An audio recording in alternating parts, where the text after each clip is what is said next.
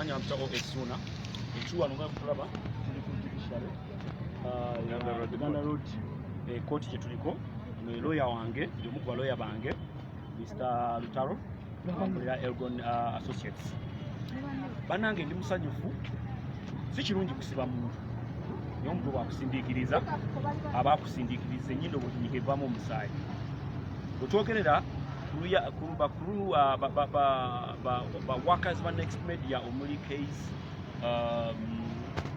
Mako Wako twogerera ssaawa zino bagenze Kitalya, bagenze ku remand ya 2 weeks lwakwogera nkalebule na njwanjwa ku bantu nga nze Omulangira Suuna nga tebabiinako bukakafu era kino kibeere essomo ery'amaanyi ennyo eri bannamawulire mwenna abakola unprofessional journalism and blogging. Waliwo be tulina okuteeka ku lisiti eno mwemanyi tugenda kubafuna namu. Kino kigenda eriggwe bwe twali kalenda wamentioningako ku fifi era abantu baakiraba. Ssaawa zino ne fifi naye yeetegeka atanneetondera ne Simon atanneetondera Edisendi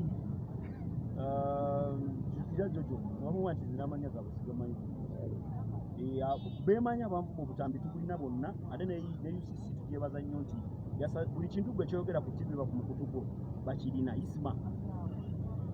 Tugenda kubasiba mwenna kuba obukakafu nga mutuvuma tulina mulabe Kayz gy'alaze ne banne ba Macco ne ba Wako nammwe gye mugenda okuggyako mu omukisa gwe mukyalina be mentioning nga mu neetondedde mu public ewatali ekyo ngenda basi anti ebyogere byange ne mulowooza nsaaga bwe nabyogera wano kale namubuuza nti nnoonya mawulire ndi mulwali nkabye amaziga gange mugafudde enseko kati twagala ba Kayz basekereko Kitalya anti mwogera nnyo musekereko Kitalya. So lawyer wange muno wano era mwebaza nnyo ssebo Mr. Lutaro mwebala omulimu omulungi ate n'omulimu kutandika butandisi kuba mutukyalina ya biliyoni yaffe gye munotuwa musibiddwa ate mugenda kusasula so tebinnakuwa